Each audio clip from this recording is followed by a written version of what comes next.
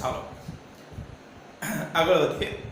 ગઈકાલના લેક્ચરમાં આપણે વિદ્યુત ક્ષેત્ર અને વિદ્યુત ક્ષેત્રની તીવ્રતા વિશેનો ખ્યાલ મેળવ્યો. વિદ્યુત ભારોનું સતત વિતરણ, રેખીય વિતરણ, પૃષ્ઠ વિતરણ અને કદ વિતરણનો ખ્યાલ મેળવ્યો. હવે વિદ્યુત ક્ષેત્ર ઉપર આધારિત ન્યુમેરિકલ સાથે ગણીએ, બરોબર છે, અને ત્યારબાદ જો ટાઈમ બચે તો આપણે એમસીક્યુ જે છે એનું સોલ્યુશન કરીશું. શરૂઆત કરીએ ન્યુમેરિકલ્સમાં. સ્વાધ્યાયનો 1.6 આ ન્યુમેરિકલ્સ આપણે બાકી રહી ગયો તો જે કુલમના નિયમ ઉપર આધારિત છે અને સંપાતપણાના સિદ્ધાંત ઉપર આધારિત છે. આ નિયમ બરોબર છે. ક્વેશ્ચન શું છે એકવાર ધ્યાનથી વાંચીએ તો આપણને ક્લિયર થાય. વાંચો ધ્યાનથી. સ્વાધ્યાય 1.6 ચાર બિંદુવત વિદ્યુત ભારો QA 2 માઇક્રોકુલમ, QB -5 માઇક્રોકુલમ, QC 2 માઇક્રોકુલમ અને QD -5 માઇક્રોકુલમ એક 10 સેન્ટીમીટર બાજુવાળા ચોરસ ABCD ના ચાર શિરોબિંદુઓ પર રહેલા છે. ચોરસના કેન્દ્ર, ભાઈ કેન્દ્રનું નામ આપી દીધું શું? O પર મૂકેલા 1 માઇક્રોકુલમ વિદ્યુતભાર પર લાગતું બળ શોધો. તો ક્વેશ્ચન શું છે કે એક ચોરસ છે, ચોરસની દરેક બાજુની લંબાઈ કેટલી? L છે. A અને C પર 2 માઇક્રોકુલમ છે અને B અને D પર -5 માઇક્રોકુલમ છે. અહીં એવું કહે છે કે O ઉપર કોઈ 1 માઇક્રોકુલમ મૂકવામાં આવે તો એના ઉપર કેટલું બળ લાગશે? આમ તો દેખીતી રીતે આનો જવાબ 0 આવે. કેમ? આ 1 માઇક્રોકુલમ પોઝિટિવ છે, આ 2 માઇક્રોકુલમ પોઝિટિવ છે. આ બંને વચ્ચે જેટલું અપાકર્ષણ આમ લાગે એટલે O પર A વડે જેટલું બળ આ દિશામાં લાગશે અપાકર્ષણ, એટલું જ બળ C વડે O પર OC બળ આ દિશામાં લાગશે. બંનેના મૂલ્યો સરખા છે, અંતર પણ સરખા છે, એટલે બંને બળો પણ કેવા થશે? સમાન જ થશે. અને એ જ રીતે આ -5 માઇક્રોકુલમ છે, આ -5 માઇક્રોકુલમ છે, એટલે -5 આ 1 માઇક્રોકુલમને પોતાની તરફ આકર્ષશે. એ રીતે આ -5 આ તરફ આકર્ષશે, એટલે B વડે O પર લાગતું બળ FOB આ દિશામાં હશે અને D વડે O પર લાગતું બળ FOD આ દિશામાં હશે. એટલે અહીં જે જોઈએ તો સામસામેની જે બળોની જોડો છે એ સમાન મૂલ્યની અને પરસ્પર વિરુદ્ધ દિશાની છે, જે એકબીજાની અસરો નાબૂદ કરે. એટલા માટે O ઉપરના કણ પરનું પરિણામી બળ, વિદ્યુતભાર પરનું પરિણામી બળ કેટલું થશે? 0 થશે. પણ ટેકનિકલી બતાવી દઈએ કે ચલો ભાઈ અહીં દરેક શિરોબિંદુનું કેન્દ્રથી અંતર r બરાબર L/√2 અથવા r છે તેવું ધારશો તો પણ ચાલશે. બરાબર છે. કેવી રીતે આવ્યું અંતર ખબર પડવી જોઈએ. આ L, આટલું અંતર L, L તો આટલો વિકર્ણની લંબાઈ થશે √2L. √2L પાયથાગોરસનો પ્રમેય વાપરીએ તો √2L થાય અને એનું અડધું અહીંથી અહીં સુધીનું અંતર એટલે કે L/√2. બરાબર છે. ઓકે, ચાલો કેન્દ્ર ઉપર જે વિદ્યુતભાર છે O પર એને કેપિટલ Q કહી દઉં છું. A ઉપર અને C ઉપરનો જે વિદ્યુતભાર છે એને Q કહી દઉં છું. B અને D ઉપરનો વિદ્યુતભાર Q' કહી દઉં છું. તો પછી O પરના QO બરાબર કેપિટલ Q 1 માઇક્રોકુલમ પરનું પરિણામી વિદ્યુતબળ. તો એના પર કોણ કોણ લગાડશે? એક A લગાડશે, B લગાડશે, C અને D લગાડશે. ચાલો બળનું મૂલ્ય K Q1 Q2 r² અને એની દિશા જોવા જઈએ તો A ને લીધે લાગતું બળ OC દિશામાં, B ને લીધે લાગતું બળ K Q1 એટલે Q r² અને આ એને આકર્ષશે એટલે O થી B દિશામાં. બરાબર છે. O ઉપર C નું બળ અપાકર્ષી બળ આ દિશામાં હશે, જેનું મૂલ્ય હશે K Q એટલે આપણે આને Q લીધો છે r² OA દિશામાં. અને એ જ રીતે આના વડે લાગતું આકર્ષણ બળ આમ હશે તો ઓડી બળ કે ક્યુ ક્યુ ડેશ ઓડી દિશામાં, બરાબર છે. પણ અહીંયા કહી શકીએ કે ભાઈ જે ઓસી દિશા, ઓસી એ માઈનસ કાઢી લો બહાર તો ઓએ દિશા થઈ જાય. તો ઓસી ની જગ્યાએ મૂકવું હોય તો મૂકી શકાય શું? માઈનસ ઓએ દિશામાં. ઓસી ની જગ્યાએ મૂકવું હોય તો માઈનસ ઓએ દિશામાં. ઓબી ની જગ્યાએ મૂકવું હોય ઓબી ની દિશા એની જગ્યાએ માઈનસ કાઢી લઈએ તો ઓડી દિશામાં. તો આ બળ માઈનસ કાઢી લો તો ઓડી દિશામાં. અને આ બળો તો જે છે એના એ જ જોઈ શકાય કે આ બંને બળો સમાન મૂલ્યના અને દિશા વિરુદ્ધ છે એટલે પરિણામી કેટલું? 0. એ રીતે આ બંને બળો પણ સમાન અને વિરુદ્ધ માટે એમનું પણ પરિણામી બળ કેટલું થશે? 0. એટલે કે કેન્દ્ર ઉપર જે મૂક્યો છે એના ઉપરનું પરિણામી વિદ્યુત બળ 0 જ થાય. ક્લિયર થયું દરેકને? ચાલો હવે આગળ વધીએ. કયો ભણ્યા? 1.6 1.7 જે ક્ષેત્ર રેખાઓ માટેનો છે એ પછી ભણીશું હમણાં. હવે ભણીએ 1.8. ધ્યાનથી વાંચો, એકદમ સેલો ન્યુમેરિકલ્સ છે. બે બિંદુવત વિદ્યુતભારો QA બરાબર 3 માઇક્રોકુલમ અને QB બરાબર -3 માઇક્રોકુલમ એકબીજાથી શૂન્યાવકાશમાં 20 સેન્ટીમીટર દૂર રહેલા છે. એ QA 3 માઇક્રોકુલમ અને QB -3 માઇક્રોકુલમ એકબીજાથી 20 સેન્ટીમીટર દૂર રહેલા છે. તો બે વિદ્યુતભારોને જોડતી રેખાના મધ્યબિંદુ પર, આ બંનેનું મધ્યબિંદુ આપણે ધારી લઈએ કોણ? O પરના બિંદુ આગળ વિદ્યુત ક્ષેત્ર કેટલું? અહીંયા વિદ્યુત ક્ષેત્ર ગણવાનું છે. એમાં બીજી વસ્તુ પૂછી છે, હવે અહીંનું વિદ્યુત ક્ષેત્ર શોધી કાઢો. ત્યાર પછી શું? અહીં 1.5 × 10⁻⁹ કુલમ માન ધરાવતો એક ઋણ વિદ્યુતભાર મૂકવામાં આવે તો તેના પર કેટલું બળ લાગશે? ચાલો તો કાલની થિયરી યાદ કરીએ. તો સૌથી પહેલો ક્વેશ્ચન શું છે કે એક 3 માઇક્રોકુલમ છે A ઉપર, B ઉપર એક -3 માઇક્રોકુલમ છે એટલે આપણે આને A કહીશું અને B કહીશું, બરાબર છે. બંનેનું મધ્ય બિંદુ O છે તો આટલેથી આટલું અંતર 10 સેન્ટીમીટર, આટલેથી આટલું અંતર પણ 10 સેન્ટીમીટર થશે એટલે 10 સેન્ટીમીટર 10⁻⁻1 મીટર. હવે અહીંનું વિદ્યુત ક્ષેત્ર આપણે ગણવું છે. તો વિદ્યુત ક્ષેત્ર કાલે ભણી ગયા. કોઈ પણ Q વિદ્યુતભાર, ત્યાંથી સાંભળો, કોઈ Q વિદ્યુતભાર પોતાનાથી r અંતરે કેટલું વિદ્યુત ક્ષેત્ર ઉત્પન્ન કરે? તો સૂત્ર ભણી ગયા E kq/r². કાલે ચોથો લેક્ચર છે એ વિડિયો જોયેલો હોવો જોઈએ. તો Q વિદ્યુતભારથી r અંતરે વિદ્યુત ક્ષેત્ર કેટલું? kq/r². અને દિશા કઈ? તો આપણે ભણી ગયા ધન વિદ્યુતભારને લીધે જો ઉત્પન્ન થતું હોય તો જે તે બિંદુથી દૂર તરફ, અને ઋણ વિદ્યુતભારને કારણે ઉત્પન્ન થતું હોય તો જે તે વિદ્યુતભારથી ઋણ વિદ્યુતભાર તરફ. એટલે આપણે અહીંયા વિદ્યુત ક્ષેત્ર ગણવું છે. તો અહીં વિદ્યુત ક્ષેત્ર કોણ કોણ ઉત્પન્ન કરશે? અહીં વિદ્યુત ક્ષેત્ર એક A પરનો વિદ્યુતભાર જે ધન છે એ ઉત્પન્ન કરશે અને B પરનો વિદ્યુતભાર જે ઋણ છે તે ઉત્પન્ન કરશે. તો આના કારણે અહીંયા ઉત્પન્ન થતું વિદ્યુત ક્ષેત્ર કઈ બાજુ હશે? આ દિશામાં, કારણ કે આ ધન છે માટે આને લીધે અહીંયા વિદ્યુત ક્ષેત્ર અહીંથી દૂર જતી દિશામાં હોય. આ ધન છે એટલે અહીંથી દૂર જતી દિશામાં, અને આ વિદ્યુતભાર કેવો છે? ઋણ છે માટે એના વડે ઉત્પન્ન થતું વિદ્યુત ક્ષેત્ર એ બિંદુથી અંદર તરફ જતી દિશામાં. એનો મતલબ એવો થાય કે O બિંદુ આગળ આને લીધે ઉત્પન્ન થતું વિદ્યુત ક્ષેત્ર અને આને લીધે ઉત્પન્ન થતું વિદ્યુત ક્ષેત્ર બંને એક જ દિશામાં છે. હા કે ના?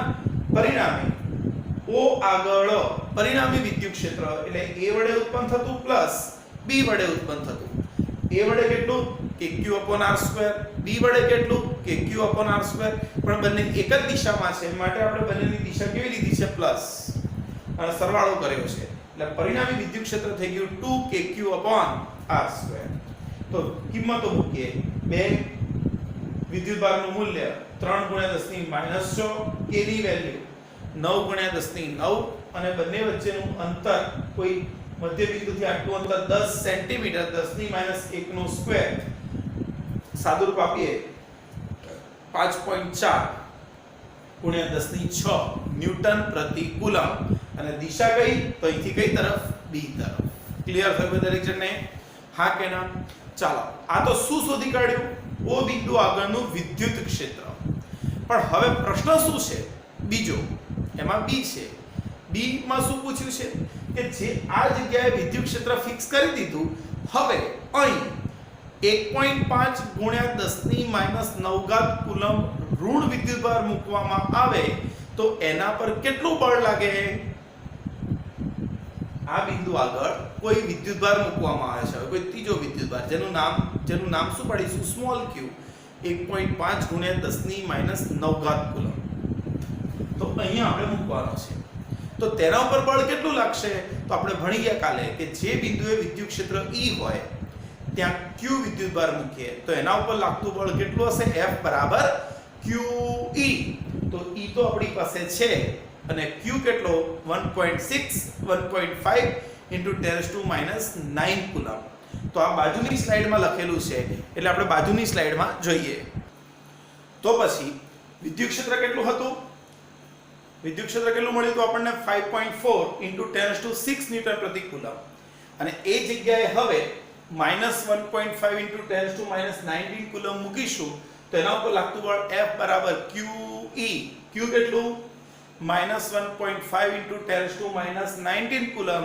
અને આગળ મુજબ વિદ્યુત ક્ષેત્ર 5.4 ગુણ્યા 10 ની કેટલો હશે 5.4 ગુણ્યા 10 ની 6 એટલે સાદું રૂપ આપીશું તો F બરાબર આવશે માઈનસ કેટલું 8.1 × 10⁻³ ન્યૂટન એનો મતલબ મારે દિશા કેવી હોય તેની દિશા વિરુદ્ધ દિશામાં એટલે અહીંયા માઈનસ નથી લખતા તો પહેલા જે દિશા B તરફ હતી એની જગ્યાએ બળની દિશા હશે O થી A તરફ જો અહીંયા માઈનસ લખો તો B તરફ પણ માઈનસ કાઢી નાખો તો દિશા થઈ જશે ઊંધી એટલે કે O થી B તરફ હતી જે એની જગ્યાએ O થી A તરફની થઈ જશે ખ્યાલ આવ્યો તો સૌથી પહેલા તો 3 માઇક્રોકુલમ અને -3 માઇક્રોકુલમના કારણે મધ્ય બિંદુ આગળ વિદ્યુત ક્ષેત્ર શોધી કાઢ્યું બંને એક ધન છે એટલે એને કારણે દૂર તરફ અને બીજું ઋણ છે એટલે એને કારણે એ જ દિશામાં એટલે બંને એક જ દિશાના છે એટલે એનો સરવાળો કર્યો તો kq² kq/r² kq/r² બરાબર 2kq/r²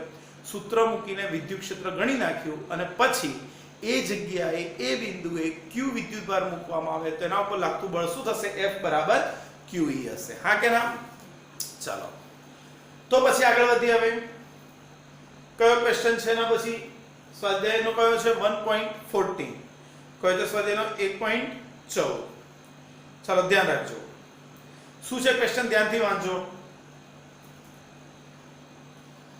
ટેક્સ્ટબુક PDF હોય તો વાંચો અંદરથી કે સમાન વિદ્યુત ક્ષેત્રમાં 3 વિદ્યુતભારોના ગતિપથ દર્શાવે છે ભાઈ એક સમાન વિદ્યુત ક્ષેત્ર છે આપણે કાલે ભણી ગયા સમાન વિદ્યુત ક્ષેત્ર એટલે દરેક બિંદુએ વિદ્યુત ક્ષેત્રની તીવ્રતા એક સમાન હોય બધા જ બિંદુએ તીવ્રતા એક સમાન હોય એને વિદ્યુત ક્ષેત્રની તીવ્રતા કહેવાય તો પછી આ એક પ્લેટ છે જેના ઉપર ધન વિદ્યુતભાર આ બીજી પ્લેટ છે જેના ઉપર ઋણ વિદ્યુતભાર તો પછી વિદ્યુત ક્ષેત્રની દિશા કઈ તો આપણે કાલે ચર્ચા કરી ગયા ધન વિદ્યુતભાર માટે વિદ્યુત ક્ષેત્ર જે તે બિંદુથી દૂર જતો અને ઋણ વિદ્યુતભાર માટે વિદ્યુત ક્ષેત્રની દિશા જે તે બિંદુથી અંદર તરફ એટલે આ ધન છે જો મારે એની દિશા ગણવી હોય તો આપણે અહીંયા કહી શકીએ કે ભાઈ આની દિશા હશે આમ ધન થી ઋણ તરફ એટલે આ જે મેં દોરી એ કોની દિશા દોરી છે આ જે દોરી એ વિદ્યુત ક્ષેત્રની દિશા છે કોની દિશા છે વિદ્યુત ક્ષેત્રની દિશા છે તો હવે દરેક કણ પર લાગતું વિદ્યુત ક્ષેત્ર સમાન છે અને ત્રણેય કણનો શું બતાવ્યો છે ગતિપથ દર્શાવ્યો છે પહેલો કણ શરૂઆતમાં ત્રણેય કણો સમાંતર આવતા હતા શરૂઆતમાં ત્રણેય કણો કેવા હતા સમાંતર પણ હવે જેવા બે પ્લેટો વચ્ચે પ્રવેશ્યા તો બે પ્લેટો વચ્ચે તો શું હતું વિદ્યુત ક્ષેત્ર અને વિદ્યુત ક્ષેત્રને કારણે એમના ઉપર બળ લાગશે ખરું કે નહીં એટલે કે બધા ફંટાશે જો ધન હશે તો વિદ્યુત ક્ષેત્ર તરફ ફંટાય અને ઋણ હોય તો વિદ્યુત ક્ષેત્રની વિરુદ્ધ દિશા તરફ બળ લાગશે તો અત્યારે તો આપણે એવું કહીએ કે આ ધન પ્લેટના ઋણ પ્લેટ તો જે ધન તરફ આકર્ષાયા તો મારાથી એવું મનાય કે 1 અને 2 બંને ઋણ વિદ્યુતભારો હશે અને 3 જે આ બાજુ છે એ 3 કયો વિદ્યુતભાર હશે ધન વિદ્યુતભાર હશે પણ આપણે શું શોધવાનું છે વાંચો ધ્યાનથી કે ત્રણ વિદ્યુતભારોના ચિહ્ન આપો. ઓકે, તો ત્રણ વિદ્યુતભારોના ચિહ્ન આપવાના છે તો આપણે અહીંયા કહી શકીએ Q1 અને Q2 ઋણ હશે જ્યારે Q3 એ ધન હશે. કેમ? Q1 અને Q2 એ ધન પ્લેટ તરફ ફંટાયા એટલે ધન પ્લેટ તરફ આકર્ષાયા એટલે આ બંને ઋણ વિદ્યુતભારો હશે ત્યારે ઋણ પ્લેટ તરફ જે દશે એ ધન વિદ્યુતભાર હશે. ઓકે, કયા કણ માટે વિદ્યુતભાર અને દળનો ગુણોત્તર મહત્તમ હશે? તો મારે નક્કી કરવાનું છે કે કયા કણ માટે વિદ્યુતભાર અને દળનો ગુણોત્તર મહત્તમ હશે. ચાલો આખી સિચ્યુએશન શું છે ફરી એકવાર. એક પ્લેટ ધન છે, એક પ્લેટ ઋણ છે, બે પ્લેટો વચ્ચે વિદ્યુત ક્ષેત્ર યાદ રાખવાનું ઓલવેઝ ધન થી બહાર નીકળતું અને ઋણમાં દાખલ થતું એટલે ધન થી ઋણ તરફનું વિદ્યુત ક્ષેત્ર છે અને આ સમાન વિદ્યુત ક્ષેત્ર છે એટલે બધી જગ્યાએ વિદ્યુત ક્ષેત્ર એક સમાન છે. હવે ત્રણ કણો સમાંતર ગતિ કરતા હતા અને જેવા બે પ્લેટોની વચ્ચે પ્રવેશ્યા એટલે 1 અને 2 આ તરફ ફંટાયા અને 3 નીચે તરફ આવે છે. એનો સીધો મતલબ કે 1 અને 2 વિદ્યુત ક્ષેત્રની વિરુદ્ધ દિશા તરફ ફંટાય છે એટલે આ બંને કેવા હશે? ઋણ. અને વિદ્યુત ક્ષેત્ર તરફ જતો વિદ્યુતભાર કેવો હશે? ધન. માટે મારે લખવું હોય તો લખી શકાય કે ભાઈ અહીં Q1 અને Q2 ઋણ વિદ્યુતભારો છે. Q1 અને Q2 ક્યાં છે? ઋણ વિદ્યુતભારો છે અને Q3 ધન વિદ્યુતભાર છે. આપણે એમની ચિહ્ન નક્કી કરી દીધું કે આ બંને ઋણ છે અને Q3 કેવો છે? ધન છે. પણ બીજું શું પૂછે છે કે આ ત્રણમાં કોનો Q/M ગુણોત્તર કોનો સૌથી વધારે હશે અને કોનો સૌથી ઓછો હશે? ચાલો કોનો સૌથી વધારે છે એવું કદાચ આપણી પાસે માંગ્યું છે. ઓકે, ચાલો ભાઈ આપણે કાલે ભણી ગયા કે કોઈ m દળનો વિદ્યુતભાર m દળનો કણ કે જેના પરનો વિદ્યુતભાર Q છે એના ઉપર લાગતું વિદ્યુત બળ કેટલું? QE. F બરાબર QE. પણ F બરાબર તો કાલે ભણી ગયા ma બરાબર QE માટે એને મળતો પ્રવેગ A બરાબર QE બાય m. કઈથી આવ્યું સૂત્ર ખબર પડવી જોઈએ. F બરાબર QE. F ની જગ્યાએ મૂકીશું ma બરાબર QE માટે A બરાબર QE બાય m. આટલા પ્રવેગથી ગતિ કરશે. ખરું કે નહીં? હવે ત્રણેય કણો જ્યારે અંદર પ્રવેશે ત્યારે m નો આ દિશામાં તો વેગ હશે x દિશામાં પણ y દિશાના વેગ કેટલા હશે? 0. y દિશાના વેગ કેટલા હશે? 0. તો પછી એમનું અચળ પ્રવેગી ગતિનું સમીકરણ લાગુ પાડીએ y બરાબર v0t પ્લસ 1/2 at². તો એમાં y દિશાનો પ્રારંભિક વેગ કેટલો? 0 અને 1/2 પ્રવેગનું સૂત્ર શું? QE by m into t². હા કે ના? તો પછી 1/2 e અને t ને અચળ લઈ શકીએ તો y ચલે છે q બાય m. તો મારે શોધવાનું છે q બાય m કોનો ગુણોત્તર મોટો હશે? તો આપણે અહીંયા કહીએ કે ભાઈ q બાય m ગુણોત્તર એ તો સ્થાનાંતરના સમપ્રમાણમાં. તો જે સૌથી વધુ સ્થાનાંતર અનુભવશે એનો q/m ગુણોત્તર સૌથી વધારે હશે. માટે 3 નંબરનો જે વિદ્યુતભાર છે એનો q/m ગુણોત્તર સૌથી વધારે હશે. જે કણનું y દિશાનું સ્થાનાંતર મહત્તમ હશે તે કણ માટે q/m ગુણોત્તર મહત્તમ થાય. માટે 3 માટે q/m મહત્તમ થશે. ક્લિયર થયું દરેકને? પાકો? તો ચાલો આગળ વધીએ. હવે ચાલો આગળ બીજા એક ઉદાહરણના 1.8 તરફ જઈએ. બરાબર છે? જે પણ વિદ્યુત ક્ષેત્ર પર જ આધારિત છે. ઉદાહરણ 1.8 આ વખતે બોર્ડમાં પણ આવી ગયો આ દાખલો. બરાબર છે? એટલે ખાસ ધ્યાન આપવાનું. સારો દાખલો હતો, આવડવો જોઈએ. વાંચો, ડેટા વાંચો ધ્યાનથી. એક ઇલેક્ટ્રોન 2 × 10⁴ ન્યૂટન પ્રતિ કુલમ્બના નિયમિત વિદ્યુત ક્ષેત્રમાં 1.5 સેન્ટીમીટર જેટલા અંતરનું પતન પામે છે. ક્ષેત્રનું માન અચળ રાખીને, એટલે કે વિદ્યુત ક્ષેત્રનું મૂલ્ય કેવું રાખવાનું છે? અચળ. તેની દિશા ઉલટાવવામાં આવે છે અને તેમાં એક પ્રોટોન તેટલા જ અંતરનું પતન પામે છે. વિદ્યુત ક્ષેત્ર એનું એ જ છે, પણ દિશા ઉલટાઈ દીધી અને હવે આપણે એક પ્રોટોન મૂકીએ, એ પણ 1.5 સેન્ટીમીટર જેટલું જ પતન કરે છે. તો દરેક કિસ્સામાં પતન માટે લાગતો સમય ગણો. એનો મતલબ કે જે 1.5 સેન્ટીમીટર અંતર કાપે છે એ માટે કેટલો સમય લાગશે એ આપણે ગણવાનો છે. ગુરુત્વની અસર હેઠળ મુક્ત પતન સાથેનો તફાવત જણાવો.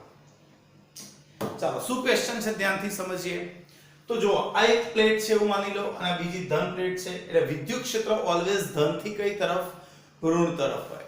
તો અહીંયાથી વિદ્યુત ક્ષેત્ર ઉપર તરફ છે અને અહીંયા આપણે એક ઇલેક્ટ્રોન મૂકીએ છીએ અને એને છોડી દઈએ. જો છોડી દઈએ તો એનો પ્રારંભિક વેગ કેટલો કહીશું? 0. છોડી દઈએ તો પ્રારંભિક વેગ કેટલો હશે? 0. અને અહીંયાથી એ 1.5 સેન્ટીમીટર અંતર કાપે છે એવું માની લો. બરાબર છે? ચાલો ભણી ગયા આપણે કે વિદ્યુત ક્ષેત્ર એટલે બળ લાગશે અને બળ લાગશે તો પ્રવેગી ગતિ કરશે. બરાબર છે? એટલે ઇલેક્ટ્રોનની ગતિ અહીંથી અહીં સુધી પ્રવેગી હશે. બરાબર છે? તો આપણે આટલું અંતર કાપવા માટે લાગતો સમય ગણવાનો છે. આ પહેલો કિસ્સો. હવે બીજો કિસ્સો શું છે?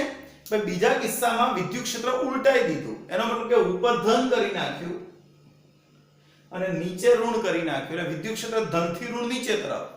અહીં વિદ્યુત ક્ષેત્ર ઉપર તરફ છે, ઇલેક્ટ્રોન મૂકીશું તેના ઉપર વિદ્યુત ક્ષેત્રની નીચેની દિશામાં વિરુદ્ધ દિશામાં બળ લાગે એટલે નીચે આવશે. અને અહીં વિદ્યુત ક્ષેત્ર ઊંધું કરી નાખ્યું એટલે વિદ્યુત ક્ષેત્ર કઈ તરફ છે? અધો દિશામાં. અને મૂકવામાં કોને આવે છે? પ્રોટોનને. અને પ્રોટોન પાછો ધન વિદ્યુતભાર એટલે એના ઉપર લાગતું બળ વિદ્યુત ક્ષેત્રની દિશામાં જશે. એટલે પ્રોટોન પણ નીચે આવે છે. કેટલું? 1.5 સેન્ટીમીટર. સેમ. તો ઇલેક્ટ્રોનને કેટલો સમય લાગશે અને પ્રોટોનને કેટલો સમય લાગશે એ આપણે ગણવાનું છે. ચાલો સૌથી પહેલા તો શું આપેલું છે? વિદ્યુત ક્ષેત્ર. તો વિદ્યુત ક્ષેત્રનું મૂલ્ય કેટલું? 2 × 10⁴ ન્યૂટન પ્રતિ કુલમ. કેટલું સ્થાનાંતર કરે છે બંને ગણો? 1.5 સેન્ટીમીટર 1.5 × 10⁻² મીટર. હવે ઇલેક્ટ્રોન અને પ્રોટોનનું અલગ અલગ ગણીએ એના કરતા બેટર છે કે એક જનરલ સૂત્ર તારવી દઈએ.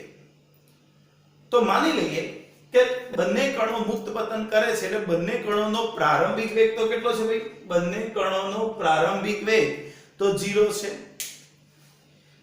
બંને કણો પૈકી કોઈ પણ કણ, ચાલો m દળનો કોક કણ છે, એનો વિદ્યુતભાર કેટલો છે? q. m દળનો કણ વિદ્યુતભાર q અને e જેટલા વિદ્યુત ક્ષેત્રમાં મૂકીશું તો એના ઉપર વિદ્યુત બળ કેટલું લાગશે? F = QE. પણ આપણે તો ભણી ગયા કે F બરાબર તો શું? ma અને QE તો પ્રવેગ A બરાબર શું થઈ જાય? QE/m. પ્રવેગ A બરાબર QE/m. ક્લિયર થયું? ચાલો આટલા પ્રવેગથી કણો ગતિ કરશે અને આટલા પ્રવેગની અસર હેઠળ જો કણ d અંતર કાપતો હોય તો કણ d જેટલું મુક્ત પતન કરે તો પ્રારંભિક વેગ કેટલો? 0 લેતા પ્રવેગી ગતિનું સમીકરણ છે આપણી પાસે d = v0t + 1/2 at². આના ઉપરથી અંતર d, પ્રારંભિક વેગ તો 0 છે બંને કણોનો, 1/2 a ની જગ્યાએ મુકાય QE/m * t². આ 2m ને અહીંયા લઈ લઉં તો 2md/QE અને એનું વર્ગમૂળ કાઢી નાખો તો આપણને એક સૂત્ર યાદ પણ રાખવાનું કે માત્ર વિદ્યુત ક્ષેત્રના પ્રવેગને લીધે કોઈ કણ t સમયમાં કેટલું અંતર એને d અંતર કાપતા કેટલો સમય લાગે? તો t = વર્ગમૂળમાં 2md/QE. ચાલો આ જ વસ્તુ હવે કોના માટે વિચારી લઈએ? આપણે કેવી રીતે મેળવીએ ખ્યાલ આવ્યો. હવે સમય કોના માટે? સૌથી પહેલા ઇલેક્ટ્રોન માટે. તો આપણને આ સૂત્રમાં દળ ખબર હોવું જોઈએ, d ખબર છે, ઇલેક્ટ્રોનનો વિદ્યુતભાર આપણને ખબર છે અને વિદ્યુત ક્ષેત્ર આપણને આપેલું છે. માટે ઇલેક્ટ્રોનનું દળ લઉં છું 9.11 * કેટલું છે? 9.11 × 10⁻31 kg. e કેટલું છે? 1.6 × 10⁻19 કુલમ. અને બધી કિંમતો એ મૂકીએ તો 2 9.11 × 10⁻31 1.5 × 10⁻², e 1.6 × 10⁻19 અને વિદ્યુત ક્ષેત્ર 2 × 10⁴. આ બધાનું સાદુરૂપ આપીશું તો Te = 2.9 × 10⁻9 સેકન્ડ, 2.9 નેનો સેકન્ડ. બરોબર છે? તો આપણને આટલો સમયગાળો ઇલેક્ટ્રોનના પતન માટે મળ્યો. સેમ વસ્તુ પ્રોટોનના પતન માટે ગણવું હોય તો ભાઈ પ્રોટોનના પતન માટે પ્રોટોનનું અહીંયા દળ પ્રોટોનનું આવશે, વિદ્યુતભાર પ્રોટોનનું આવશે અને અંતર પણ એટલું જ કાપે છે, વિદ્યુત ક્ષેત્ર પણ મૂલ્ય તો એટલું જ છે. તો આ સંજોગોમાં અહીંયા કિંમત મૂકીએ. પ્રોટોનનું દળ, પ્રોટોનનો વિદ્યુતભાર. 2 પ્રોટોનનું દળ 1.67 × 10⁻27 kg, d 1.5 × 10⁻², e 1.6 × 10⁻19 અને 2 × 10⁴. સાદું રૂપ આપી દઈએ તો આપણને મળે 1.3 × 10⁻7 સેકન્ડ. જો 0.1 કાપીને આગા પાછી કરીએ તો 0.13 માઇક્રોસેકન્ડ એવું લખી શકીએ. આ આપણો બેઝિક જવાબ. પણ હવે શું કહે છે કે આપણે અહીંયા જે અવકાશ લીધું છે એમાં ગુરુત્વ પ્રવેગ તો ગણ્યો નથી. જો ગુરુત્વ પ્રવેગ ગણીએ તો જવાબમાં શું ફરક આવે એ આપણે શોધવાનું છે. તો હું તમારા ઉપર છોડું છું, તમારે ગણવાનું છે, હું નહીં ગણું. આપણે જાણીએ છીએ કે g ની વેલ્યુ કેટલી છે? 9.81 મીટર પર સેકન્ડ સ્ક્વેર. g ની વેલ્યુ કેટલી છે? 9.81 મીટર પર સેકન્ડ સ્ક્વેર. આ ગુરુત્વ પ્રવેગ છે, પણ આપણે અત્યારે તો ગુરુત્વ પ્રવેગ અવગણ્યો છે. પણ તમને એવું પૂછે છે કે જો ગુરુત્વ પ્રવેગ ગણવામાં આવ્યો હોત તો શું? તો પછી ચાલો પ્રવેગ ગણીએ આપણે. તો પ્રવેગનું સૂત્ર ગણીએ તો ચાલો પ્રોટોન માટે પ્રવેગ ગણીએ તો A બરાબર શું થશે? બોલો તો પ્રોટોન કે ઇલેક્ટ્રોન માટે. ચાલો ને ઇલેક્ટ્રોન માટેનો પ્રવેગ ગણી જોઈએ તો E બરાબર 9.1 × 10⁻31 2 × 10⁴ upon દળ અહીંયા આવશે પ્રવેગ ગણવાનું છે.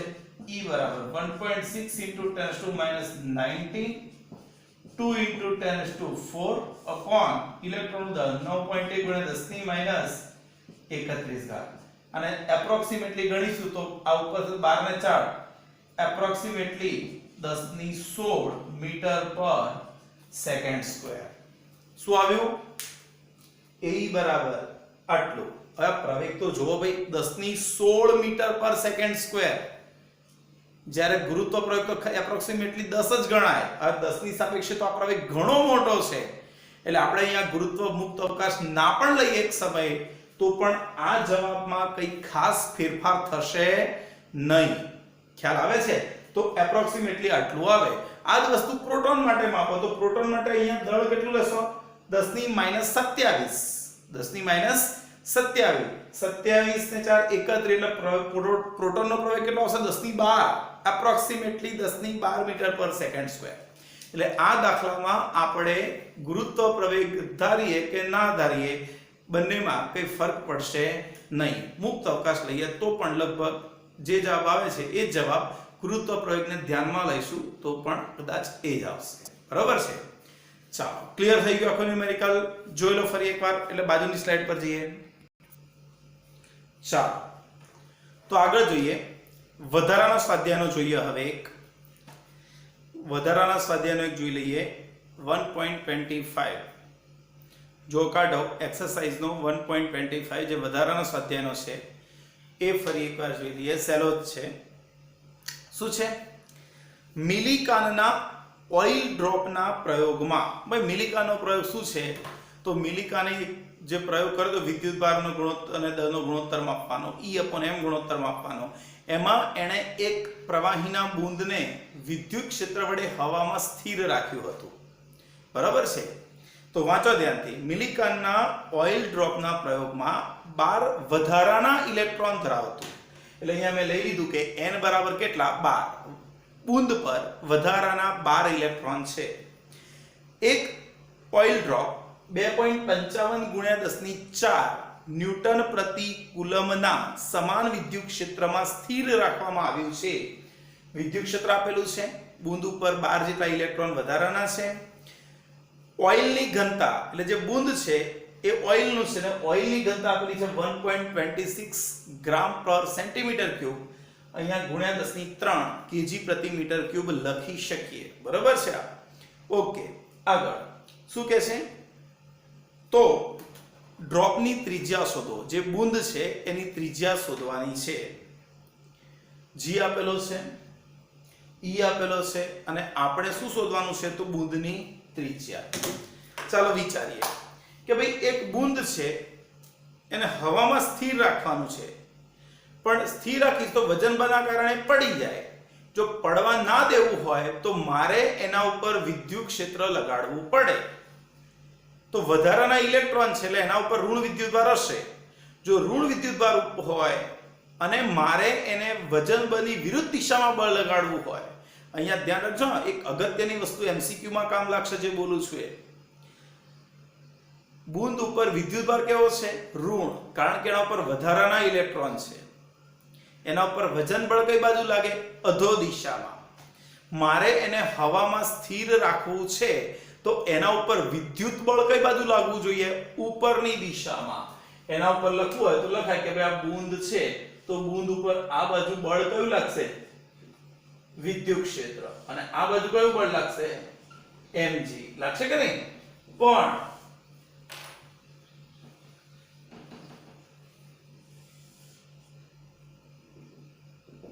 જો મારે વિદ્યુત બળ ઉપર લગાડવું હોય તો વિદ્યુત ક્ષેત્ર કઈ બાજુ હોવું જોઈએ?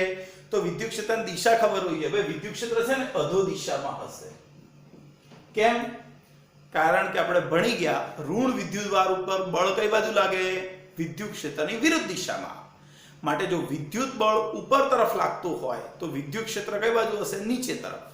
હમણાં આ જ બૂંદમાં 12 જેટલા ઇલેક્ટ્રોન ઓછા હોત તો એ ધન હોત, અને ધન હોત તો એના ઉપર બળ લગાડવા માટે વિદ્યુત ક્ષેત્ર પણ મારે ઉર્ધ્વ દિશામાં જ લગાડવું પડતું. પણ અત્યારે એના ઉપર 12 ઇલેક્ટ્રોન વધારાના છે એટલા માટે એના ઉપર તરફ બળ લાગે. એક માટે આપણે વિદ્યુત ક્ષેત્ર અધો દિશામાં હોવું જોઈએ, કારણ કે આપણો Q અત્યારે ઋણ છે. ખબર પડે છે? ચાલો, તો પછી વિદ્યુત ક્ષેત્રમાં રહેલ બૂંદ હવામાં કેવું છે? સ્થિર છે. અને સ્થિર હોય તો આપણે ભણી ગયા ઉર્ધ્વ દિશામાં લાગતું બળ QE એટલે વિદ્યુત બળ, અને અધો દિશામાં લાગતું વજન બળ mg. એટલે કે બૂંદ પરનું વિદ્યુત બળ અને વજન બળ કેવા હોય? સરખા. વિદ્યુત બળ QE, વજન બળ mg. આપણને ખબર છે એના ઉપર કેટલા વધારાના ઇલેક્ટ્રોન? ધારી લો કે n, તો Q બરાબર ne ઇન્ટુ કેપિટલ E. અને મારે ત્રિજ્યા જોઈએ છે તો દ ની જગ્યાએ લખાય બૂંદનું કદ ગુણ્યા ઘનતા. બૂંદનું કદ, બૂંદ ગોળાકાર હોય માટે એનું કદ 4/3 પાઈ r³ ઇન્ટુ ρ ઇન્ટુ g. માટે r³ ને કરતા બનાવી દઈએ તો 3 NEE/4 પાઈ ρ g, અને r ને કાઢી નાખીએ, આ ક્યુબ રૂટ કાઢી નાખીએ તો 3NE કેપિટલ E 4 પાઈ ρ g ની 1/3 ઘાત. ક્લિયર થઈ ગયું કે નહીં? અને હવે 3 આપણી પાસે છે, વધારાના ઇલેક્ટ્રોન 12 છે. E એક ઇલેક્ટ્રોનનો વિદ્યુતભાર 1.6 × 10⁻19 કુલમ. ખરું? અને અહીંયા શું બાકી રહી ગયું? વિદ્યુત ક્ષેત્ર. કેટલું છે વિદ્યુત ક્ષેત્ર? 2.55 ગુણ્યા 10⁴ ની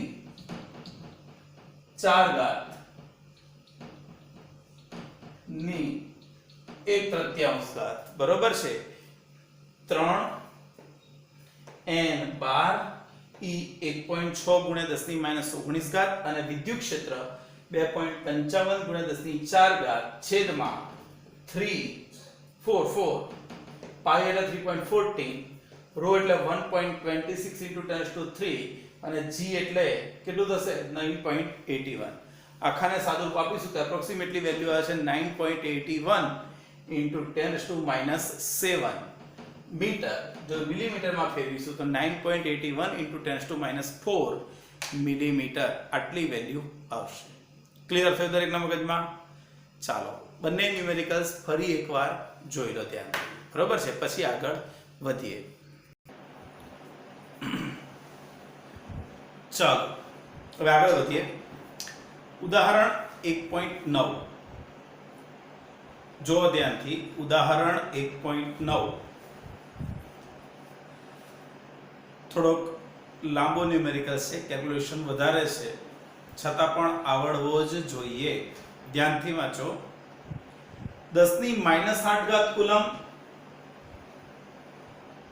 અને 10⁻8 કુલમ બે બિંદુવત વિદ્યુત ભારો અનુક્રમે Q1 અને Q2 એકબીજાથી 0.1 મીટર અંતરે આવેલા છે એટલે 0.0105 0.05 પ્લસ 0.05 એટલે બંને વચ્ચેનું અંતર છે 0.1 મીટર.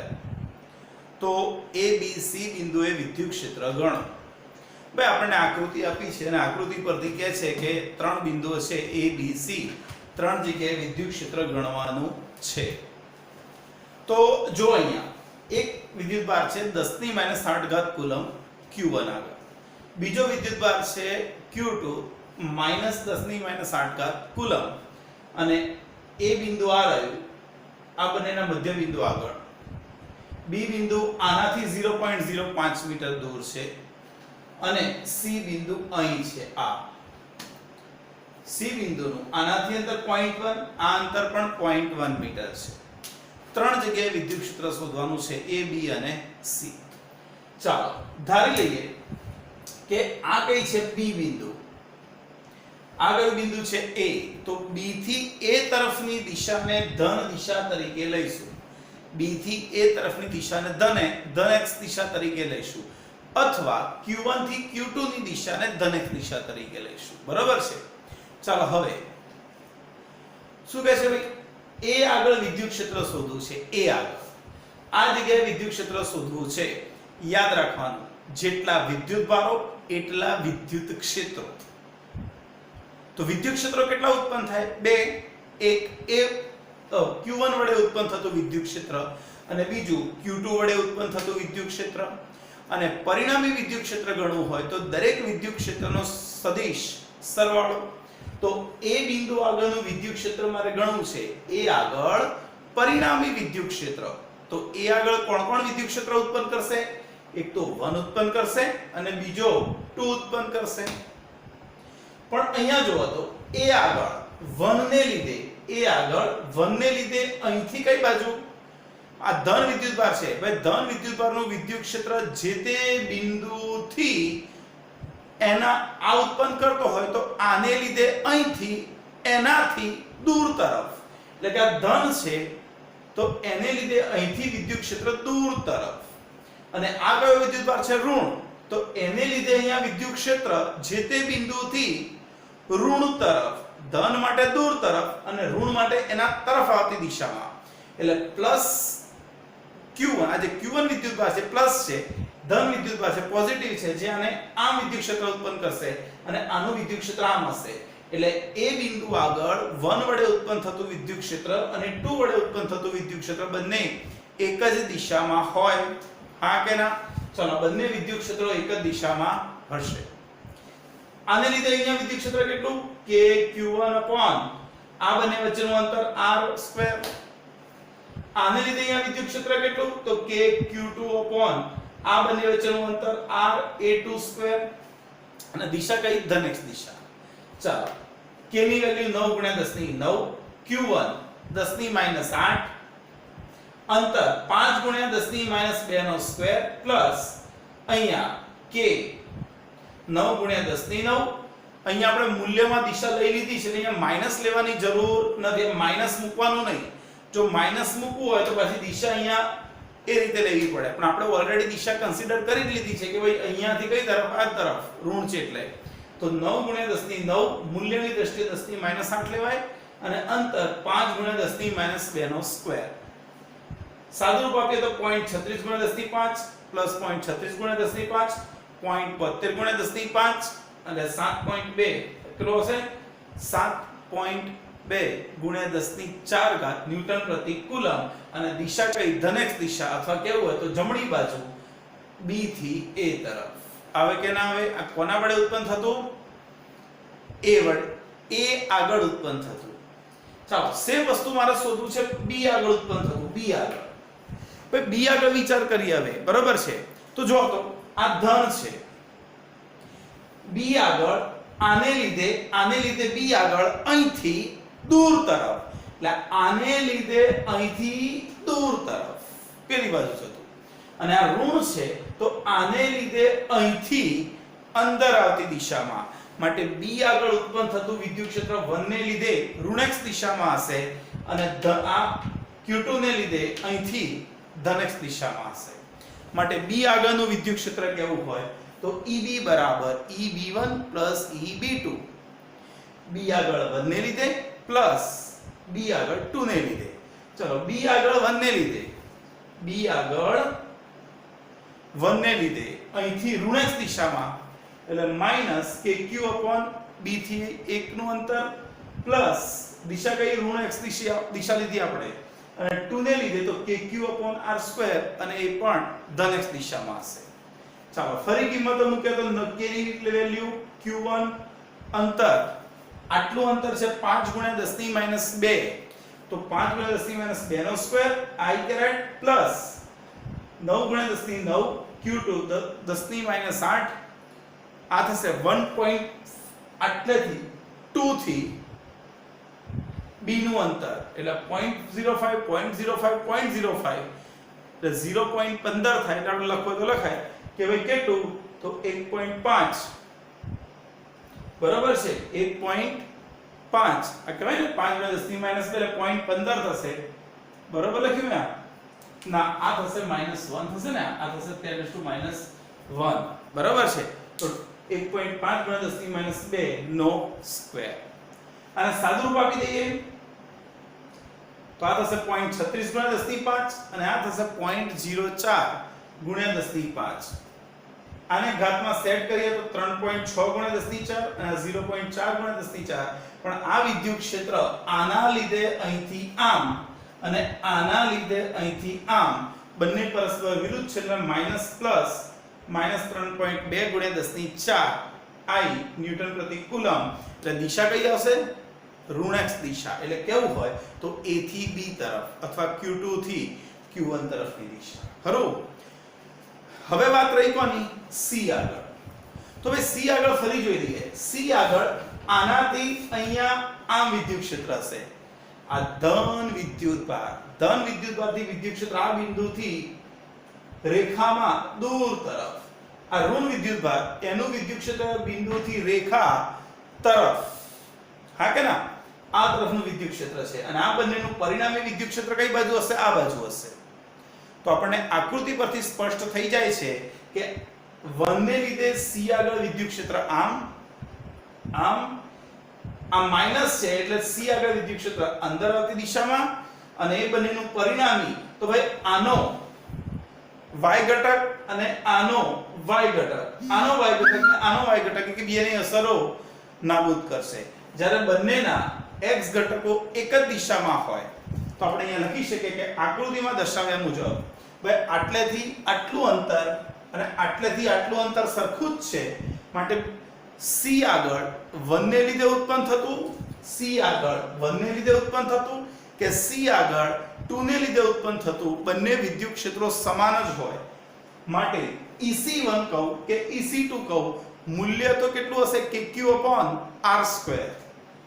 k 9 × 10 9 q 10 - 8 r² આટલું અંતર 10 - 1 નો સ્ક્વેર સાદુરૂપ આપીએ તો 9 × 10 3 ન્યૂટન પ્રતિ કુલમ આ તો વિદ્યુત ક્ષેત્ર આવ્યું મૂલ્યની દ્રષ્ટિએ પણ હવે આપણે કહી શકીએ કે આનો આ જે છે એનો y ઘટક અને આ જે છે એનો y ઘટક એકબીજાની અસરો નાબૂદ કરે છે જ્યારે આનો x ઘટક અને આનો x ઘટક આનો x ઘટક અને આનો x ઘટક બંને એક જ દિશામાં છે માટે તેઓ સરવાળો કરી શકાય તો EC1 અને EC2 ના એક y અક્ષ પરના ઘટક બીજાની અસરો નાબૂદ કરે છે માટે c આગળ પરિણામી વિદ્યુત ક્ષેત્ર કેવું હોય તો આનો x ઘટક યાદ કરો મૂલ્ય કેટલું EC1 અને ખૂણો 60 બનાવે તો એનો x આમ EC cos 60 એટલે EC cos 60